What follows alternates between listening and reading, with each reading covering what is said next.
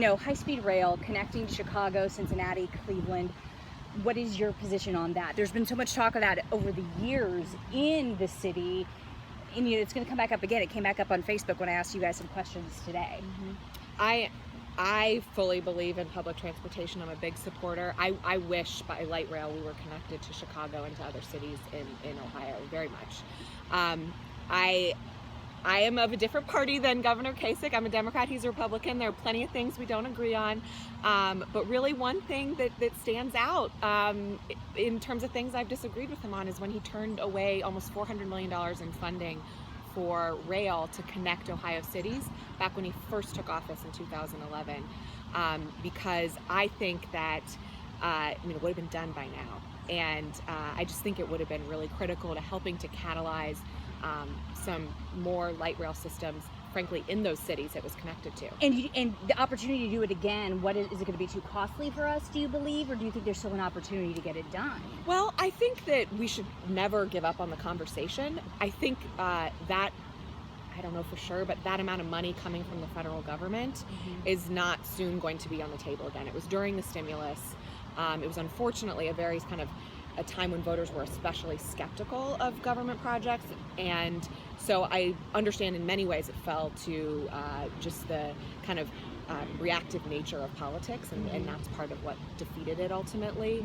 But I can't speculate on the future. I do know that as a state, as a country, and definitely as a city, we can't give up on that conversation. I'm committed to talking about how we can improve because public transportation. For Columbus, that could mean such growth in terms of being able to get people here and out of the city, and to be able to connect us. Yeah, and going back to what your point about millennials. I mean, millennials are a lower sort of car ownership generation. They're a huge generation. I'm an old millennial. I'm on like the tail end of the millennial generation. But I see that among my friends, but especially among people younger than us, that they don't want to have to be burdened by a car. And if we're going to be a city that in 20 years is really a healthy, growing place, we need to be building ourselves for that generation in many ways. Speaking of that, 20 years from now, we got this question also from a Facebook follower. I tagged you on a post earlier today. So, speaking of, in 20 years, what will Columbus look like for your daughter? That's about the time, and it's crazy to think about. That's the time that the sun came out. When we were talking about her. Yeah, I know, right? That's always a good feeling. So, what do you think the city will look like 20 years from now? About that time when she would be in college? I love that question.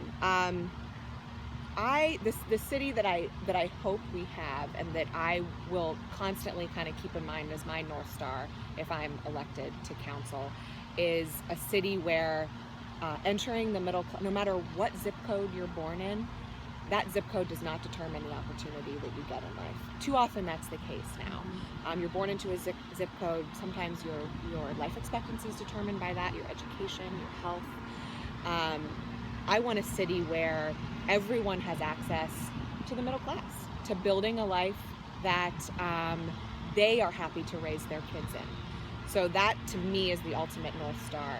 I think that means a lot of things in the meantime, like good paying jobs, like strong neighborhoods, like continuing to have great public safety forces here in Columbus, and like solving poverty.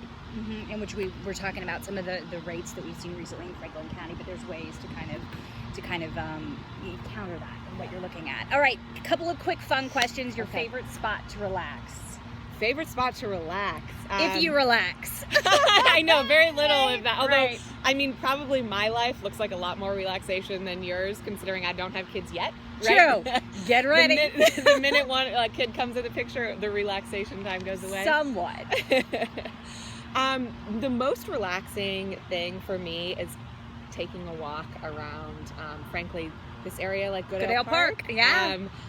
Up and down the High Street corridor of the Short North. That's not kind of sitting and snuggling up, but I find that to be so relaxing.